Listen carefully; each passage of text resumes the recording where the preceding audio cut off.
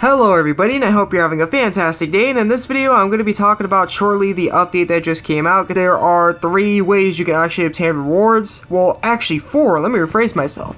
The prestige rankings they got going are still going on, so you could still, I believe they are, I'm not exactly sure, I'm not actually playing a part. You can still obtain rewards through the prestige ranking rewards. They got the summoning circles that you can actually obtain them in as well. And then you're going to have the prestige ladder that they still have going on. So you can obtain rewards through the prestige ladder. And then you can also obtain them through the part 2 of the box spawn. I'm still surprised they got the box spawn 1 going on. But they have a part 2, so you can obtain them more in here. And you can get a crap ton of useless god aquas at this point if they keep this up. And they also got some cosmetics for once also in here. I think they had some as well. I didn't really worry about them. I didn't care for them, so I didn't personally get them.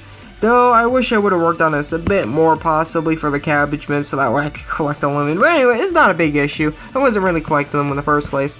Okay, so, moving on from there, we got one featured monster that is really worth looking at when it comes to this. Other than that, it's just pretty much for the gems and the droplets of ether. Crimson, Demons, Megawomb, and I cannot say the name for the life and death of me, I'm sorry. This monster is probably the best monster, free-to-play monster they came out with for this collab event. Ironically, I know Maid Aqua is supposed to be like the thing, but like this is actually the best one they actually have. This one actually could be considered a gem spawn monster with how good it is. The only thing that really sucks about it is it's 4.5k for the awakening, and that's not a lot of gear score. But other than that, I mean, this monster is even better than the step up spawn one. That's the sad thing. And ability wise, the one you're spending gems on, a free to play monster is better. Let's actually get to this. Okay, so this one's going to do 400 ability power. Its damage, it's just decent damage. I think it's just hitting the decent tier. It's going to have a 10 ability power increase for each increase in skill level. It's going to increase physical and magical ability power by 40 for 60 seconds. It's going to increase the buff limit by 20. So all you gotta do after this happens is throw on a Hunter Song and you legitimately get that buff limit of 60. So right there, that is very, very cool, very, very handy, and very, very helpful. Remember when I was talking about the step up spawn for this monster? The main thing she's got going is the ability power buff increase. This one does it as well, but you kind of need an archer to really get the full benefits, which usually would be the case. You usually would have an archer on your team. So by that, it's just pretty much doing the exact same thing as that monster right there. They're both 37 cost on top of it, so they're also going to give around the same battle score. They're different elements, so of course it may play out a bit differently for Unison battles. But anyways, moving on from there, this one's also going to increase the physical and magical damage ability power taken for all enemies by 40 for 60 seconds. So this one's giving even more of a DPS increase than the 37 cost monster in the step up spawn. It's going to also apply 30% elevation to yourself for 60 seconds, but that's not all it does. It's also going to, if you get it to its first awakening, it's going to increase usage gains for all allies by 1. Very, very handy.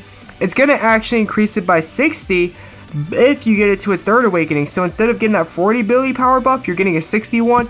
And it's going to increase usage gains of all allies by 3 if you get it to its 5th awakening. So it's also going to increase the usage gain of all allies. And let me tell you, that is a lot more helpful, because if you could get Unison in rotation, you're going to be doing a lot more. You're going to be having a lot more buffs. You're going to be doing a lot more DPS. And just a lot more things are going to be happening more beneficial towards the mission, guild battle, player versus player, whatever you're doing in the game. It's going to be more beneficial because Unison makes the world go around. So personally, ability wise, I find the free-to-play monster, the one that just came out, that you can obtain for free, keyword for free, in the collab spawn, not collab spawn, but the collab events, then this one right here is the ironic thing. The only thing this thing's got compared to the other one is it has increased cost recovery speed, which of course is going to be helpful, and then it applies that Kinjin. Now that I'm done talking about that, I just want to warn you about that and everything surrounding that. Let's talk about how you can get this one, because this might be a bit confusing. Now, the awesome thing about it is this is the strongest one you can obtain, and this is not even the one you actually have to fight for ranking, because some of the people out there are just excessive whales. And it's just crazy how hard they would whale just for a ranking that doesn't even matter. To get what? One extra droplet of ether, a couple cosmetic exchange modes. You can literally get ethers right here for cheaper. It's stupid. 6 of them! 6 of them! You're only fighting for maybe 1 to 3 depending. And it's just not worth it. It really isn't. Like, you're ripping yourself off personally. Unless you really want to be noticed by somebody for some reason for being up there in the rankings. Like, as you can see, I'm at 30k. I really haven't been doing this. I really don't care at this point. I truly don't. But yeah, it's just insane. It's absolutely insane. I don't see why you would personally be doing this unless you really want the status or something personally. Anyways, let's actually go over the only reason, well, one of the only 2 reasons you should be really doing this.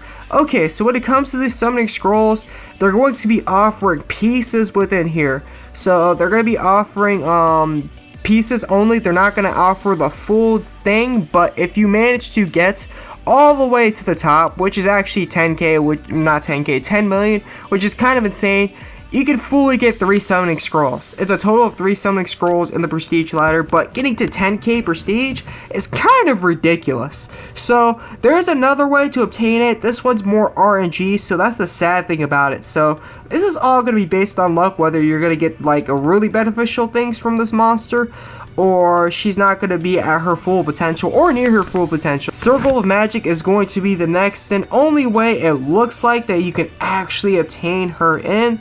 So that's the next thing you actually obtain more summoning scrolls, and of course it's going to be random. It's only going to be the big prize reward.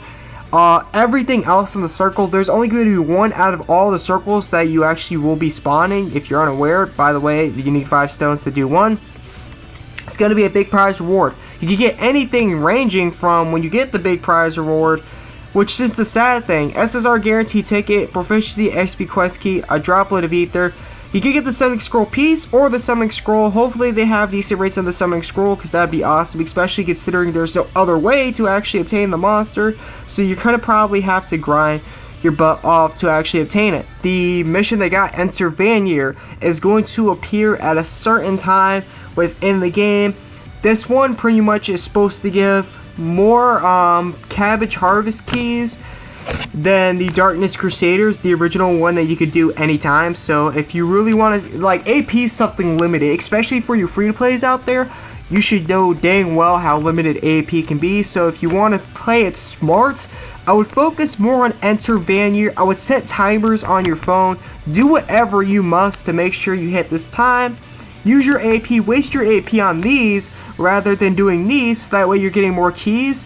That way you could do more of the actual prestige cabbage harvest quests, and that way you're just getting more out of what you're actually trying to do. So you're actually getting more prizes, more rewards, and you're getting a higher chance to get this monster and more of its summoning scrolls. I mean, if you get to 250k prestige, you're already getting the first summoning scroll for the monster. At that point, you just really need to work on awakenings, and that's really where the pain comes in, because you might need a lot of prestige, or you're going to need a lot of summoning circles to actually obtain the monster. Hopefully not a lot, but the last thing I want to mention is they actually added, if it actually shows, they added awakenings for the Mortal Sins, and this is the first time I actually see them do this. 35s actually have 8k for their awakening. Holy smokes, it's a Christmas miracle. And they all have extra Unison effects as well, which that is pretty dang cool. It looks like all of them pretty much just cast Frenzy, to be fairly honest. They also have an elemental attack increase, so that right there is very also crazy as well, that they have an elemental attack increase. So yeah, I have Renavir and I have Belva. Renavir's Rook stats, sadly, but Belva's Archer stats, hee. So that's also going to come in very, very handy. And these Mortal Sins are more than ever actually worth it, because, again, they increase elemental attack by 2. Most monsters only do it by 1. These can do it by 2 if you get them to 2 awakening. And 35 cost are not hard to obtain. I mean, they're kind of hard, but not as hard as like the highest cost, because highest cost is mainly exclusive featured right now. 35 cost you can find in like step ups, you could find in like special spawns, you could find in all types of spawns, to be fairly honest. Of course, not rares or anything that doesn't really feature anything, but if it just features lightly, you can usually find 35 costs. So anyways, thank you for tuning in, thank you for watching, and I hope this helped out. That's the Azwrap, and I will catch you in the next video. I'm out. Peace.